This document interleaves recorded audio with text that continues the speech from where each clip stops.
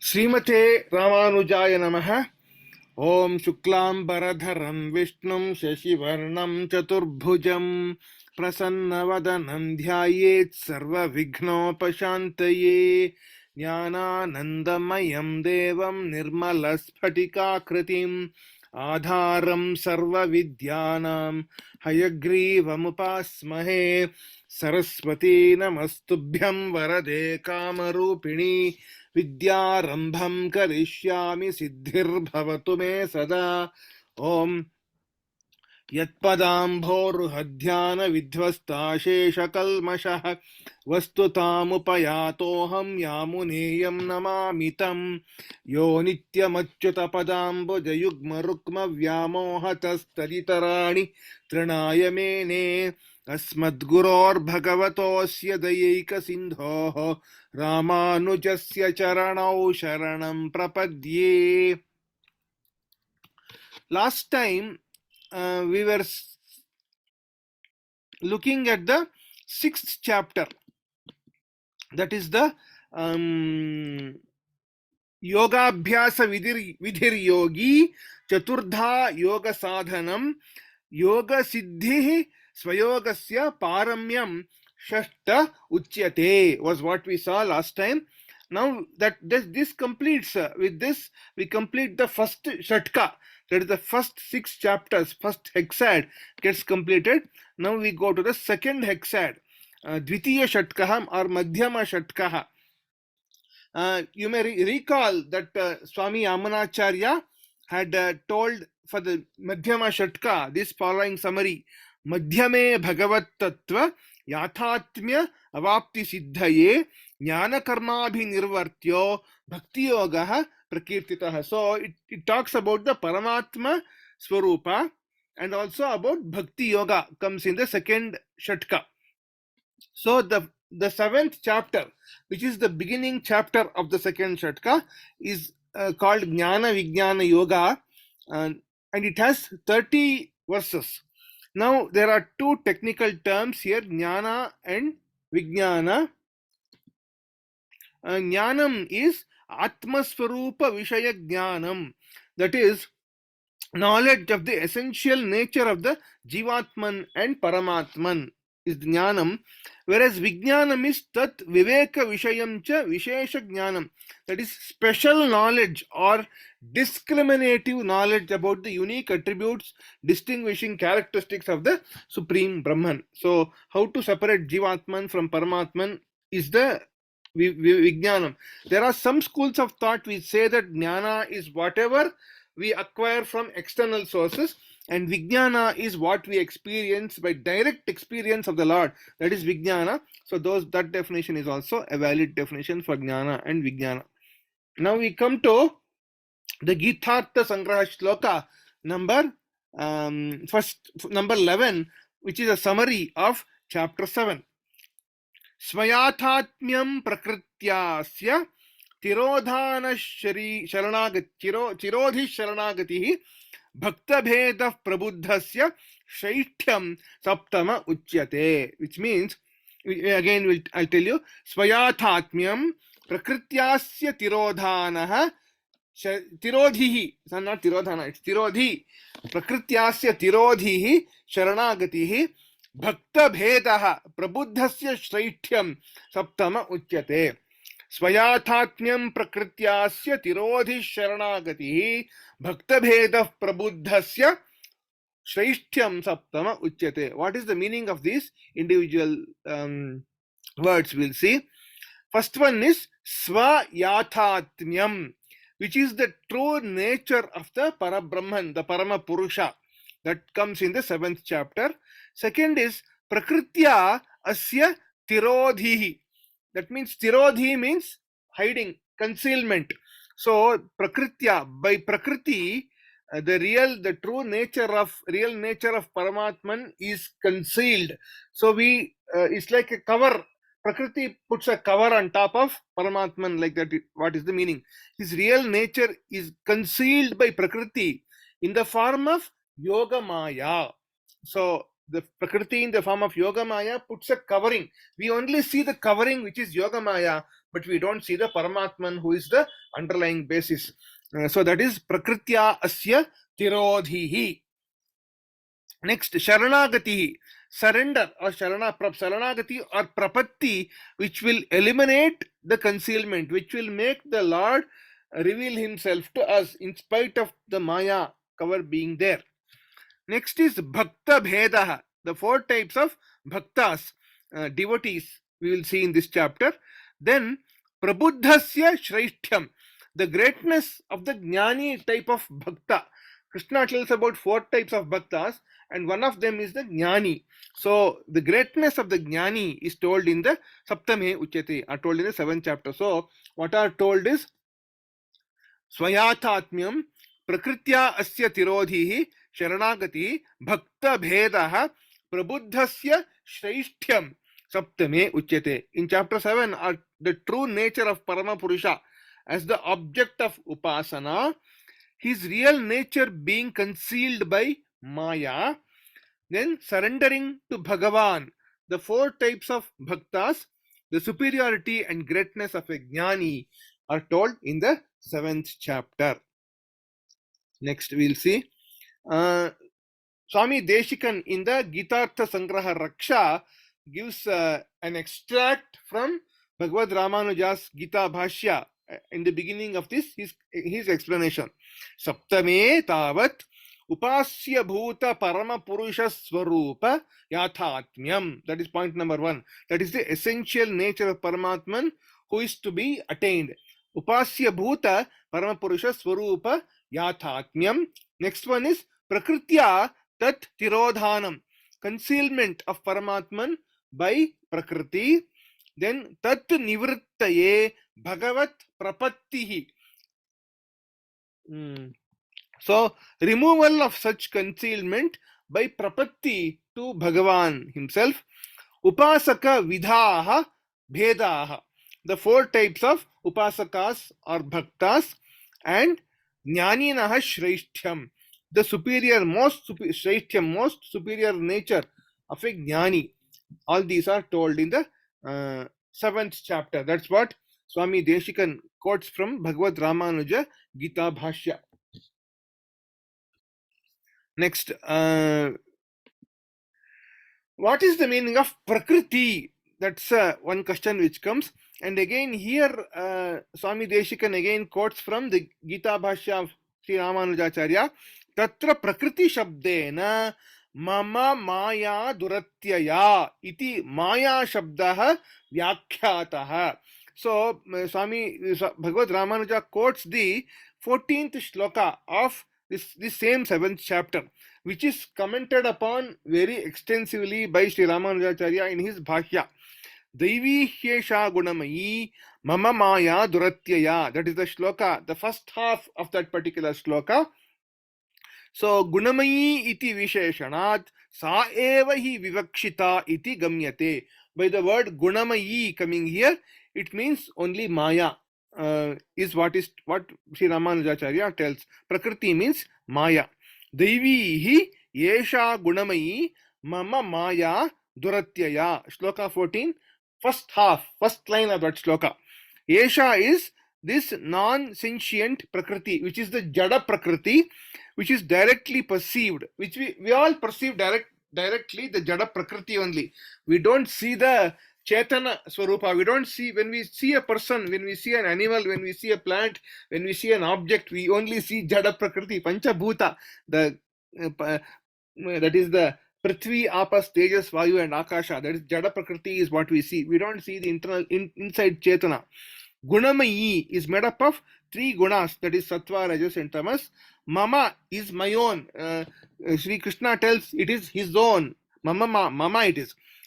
Daivi Maya, the divine Maya, Duratyayahi. It is impossible, very difficult to cross over, almost impossible to cross over. The Daivi hi Esha Gunamayi Mama Maya Duratyaya is what Lord Krishna tells, and we'll see some parts of the Bhashya by Ramanujacharya for this particular shloka. Esha mama esha gunamayi sattva rajas tamomayi maya yasmat daivi devena krida pravrittena maya eva nirmita tasmat sarvaihi duratyaya duratikrama. The meaning of this is, because of this maya, because this maya of mine, which is made of the three qualities, gunas, sattva, rajas, and tamas, and being daivi maya, that is having been created by me, that is Paramat Krishna himself, Lord Paramatman himself, krida, krida pravratena, who is sporting, sarvaihi duratyaya duratikrama, is impossible to cross over, is almost impossible to cross over, not fully impossible, because if it was impossible, then nobody would have become a mukta. It is for a person whose mind is scattered in all directions, it is impossible to cross over. Like us, one day morning we are doing something, evening doing something else, like that. If we are like that, if we are not completely dedicated, then it is impossible to cross over, is what it is told. Atah Maya Shabdah na mityarthavachi. So in some siddhantas, in some systems, they say Maya is nothing but mithya. Mithya means it is not real. That's what they say. But therefore, Yamunacharya says the word Maya does not mean mithya or a falsity. ऐन्द्रजालिकादिषु अपि केनचित् मंत्र औषधीना मिथ्यार्थ विषयायाः पारमार्थिक्या एव बुद्धेः उत्पादकत्वेन मायावी इति प्रयोगः. Even in case of magic or indrajala, by using some mantra or medicine, mantra or aushadhi, an idea of reality is created in the mind in respect of things which are false. And so the usage of mayavi for those who do that is found in usual literature. Yesha gunamayi, continuation of the same one, first half of 14th shloka. Yesha gunamayi paramarthiki bhagavan maya eva. It is said about this maya of Bhagavan, which is made up of three gunas, gunamayi, which is real. It is paramarthiki, means it is real. And there is a shloka, there is an extract from the Shvetashvatara Upanishad, which is told, Mayam tu prakritim vidyat mainam tu maheshwaram, which means one should know Maya as Prakriti, and one who possesses that Maya as the Maheshwara, as the Overlord, as the Paramatman. This is from the Shvetashvatara Upanishad. Ityadishu abhidhiyate. We'll get to know like that. Asyaha karyam bhagavat swarupa tirodhanam. The work of this Maya is to hide the nature of Bhagavan. Swarupa bhogyatva buddhihi cha. And generating an idea in the mind that it is enjoyable, which means the Maya is something which is meant for my enjoyment. That is what it gives some feeling in the mind. Ataha Bhagavan Maya Mayaya Mohitam Sarvam Jagat. For that reason, only the entire world is deluded by this Maya. Bhagavantam Anavadhikatishaya Ananda Swarupam na abhijanati, is what it is told. So by this Maya, one does not know the nature of Paramatman, who is Anavadikatishaya, who is unsurpassable, and who is Anavadikatishaya Ananda Swarupam, incomparable bliss. We are all stuck in the Maya, some lower level of happiness which is coming from the senses, but we are not going into the Paramatma Ananda, Bhagavad Anubhava Ananda, we are not getting, because of this Maya, is what it is telling in the first line of that shloka. Is there no hope at all? Then if the Maya is impossible to cross over, then is there no hope for all of us? Then that the answer comes in the second line of that same shloka, 14th shloka of the 7th chapter. Mameva ye prapadyante mayametam tarantite. Those who surrender to me only, mam eva, there is avadharana, there is emphasis, surrender to me only, they etam mayam taranti. Cross over this particular maya is what Bhagavan gives the assurance. Whoever surrenders to Bhagavan, they will be able to cross over this maya. Whatever was told in the previous half of this verse, that it is impossible to cross, yes, it is possible to cross by surrendering to Paramatman only. Mam eva. What kind of mam means what kind of Paramatman is Satya Sankalpam, Paramakarunikam, Analochita. There's a spelling mistake here. Analochita Vishesha Ashesha Loka Sharanyam. Ye Sharanam Prapadyante. Satya Sankalpam, one who is of true will. Paramakarunikam, unsurpassable compassion. One who is the then Analochita Vishesha Ashesha Loka Sharanyam, which is one who is refuge of all the Chetanas who surrender to him without any specific expectation, which means he doesn't say that this Chetana is some lowly person or some very high person or man or woman or whatever age, whatever. He doesn't care about all those things. He without any consideration of any of these characteristics, those who surrender to him, he will accept. Who surrenders to me? Ye sharanam prapadyante. Those who surrender to me, seeking protection. Te yetam madiyam gunamayim mayam taranti. That means etam means this maya which is mine, which has abundance of three qualities, sattva, rajas and tamas, they will cross over. Mayam utsrajya mameva upasate ityartha. Leaving the maya prakriti, they meditate upon me only, is what Bhagavad Ramanuja writes for this particular shloka in the Bhashya. Next we'll go to the next one. So we saw Svayathatmyam, Prakritya Asya Tirodhihi, Sharanagatihi we saw. Now we have to see Bhakta Bhedaha, the four types of bhaktas that is told in the shloka by shloka number 16 of the 7th chapter. Chaturvidha bhajante mam janaha sukritinaha arjuna artaha jignasuhu artharthi jnani cha bharatarshabha. These are the four types of bhaktas told in the second line. First is artha. Artha is, according to what Yamunacharya describes, one who has lost his wealth and is seeking to regain that particular wealth. Second is artharthi, one who is seeking to possess new wealth. There's a small difference between artha and artharthi. Both of them are seeking wealth only. But one person has lost his wealth and he's seeking to regain it. The second person is not having any wealth, but he's trying to acquire new wealth. Wealth means it's not just money, it means possessions like house, bungalow, car, etc., jewelry, etc., all these things, all land, or so many things. All the worldly possessions, persons who are seeking, they approach God. First, those two are the artha and artharthi. Third one is jignasu. Jignasu is one who wants, these are all specific definitions to Ramanuja Bhashya only, one who wants kaivalya, which means jivatma sakshatkara, which is parishuddha jivatma swarupa. Without the contact of the rajo and tamo gunas, parishuddha sattva swarupa jivatma swarupa is what one person wants. That is jignasu. Then jnani is one who has just realized that the purpose of jivatman is only to be a dasa, to be subservient to the Bhagavan, and wants to get prakriti viyukta bhagavad anubhava. That means divine experience of Bhagavan as dissociated from prakriti. So that is a jnani. The difference between jignasu and jnani is jignasu wants jivatma swarupa, jivatma sakshatkara, whereas jnani wants paramatma anubhava. So jnani does not want anything other than Bhagavad Anubhava itself.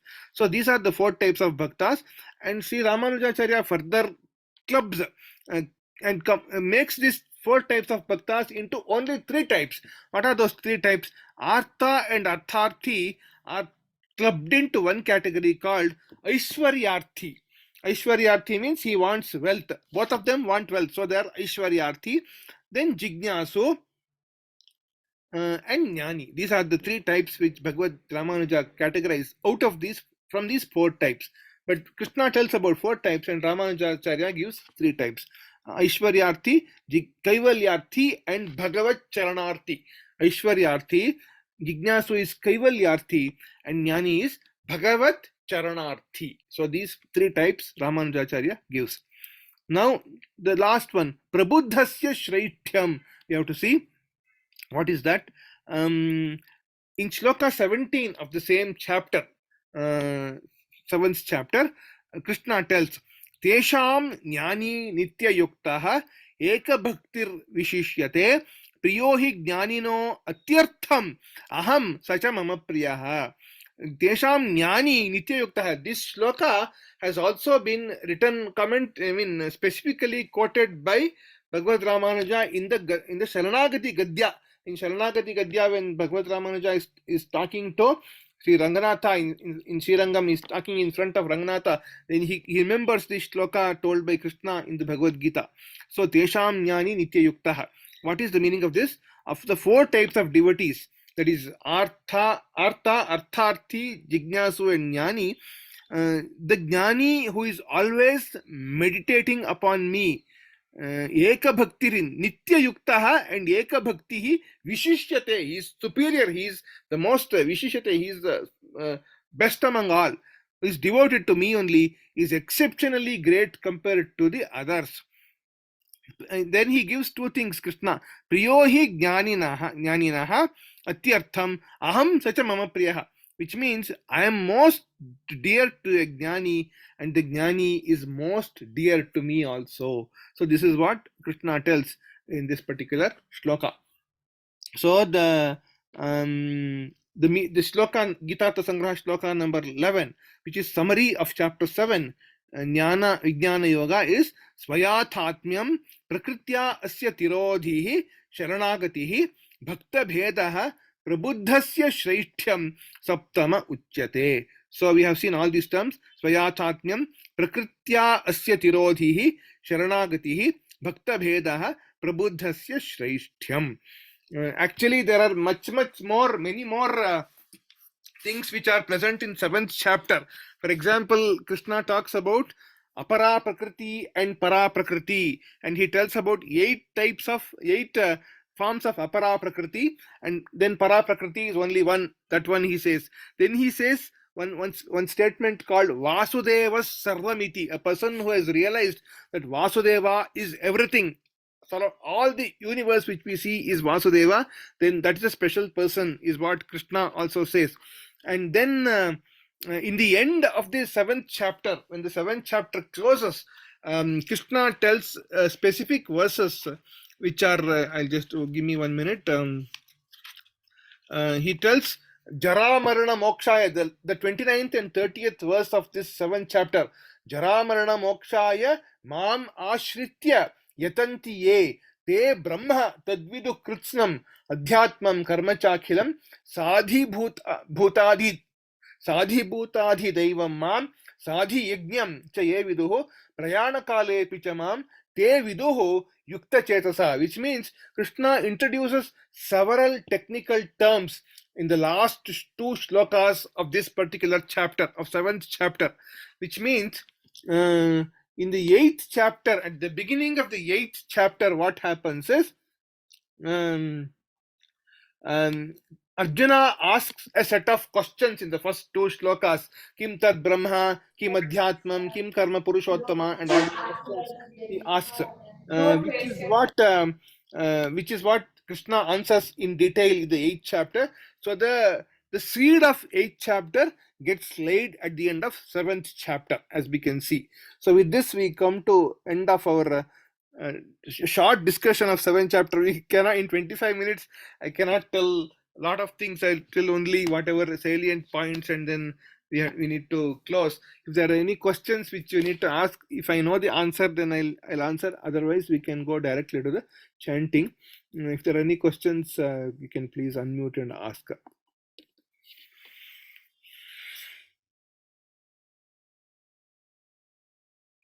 Shall we go to chanting? I'll just stop, till the prayer and close the recording.